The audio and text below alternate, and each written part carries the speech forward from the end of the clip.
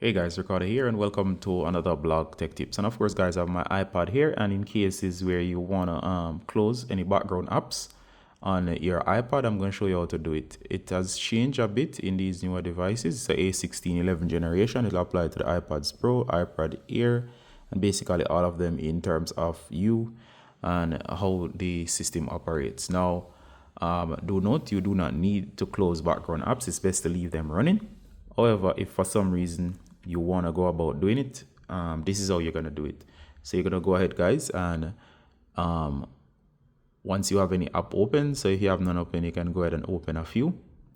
And simply do this. You're going to swipe from the center, bottom, then you're going to lift, and then you're going to press and hold. Once you lift, press and hold, what's going to happen is that it's going to bring up this menu here, and you can actually swipe up to close. So as you can see just now, I was able to swipe up again and it will exit. All right, so in case you miss it, swipe up, press and hold, and then let go.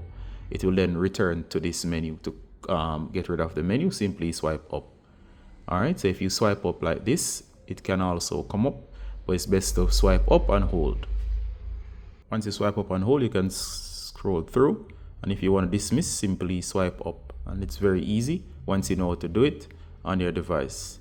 All right, so that's how to access your recent apps and to close an app. All right, so that's how you do it on the iPad, the latest update. See you in the next one, guys. Bye.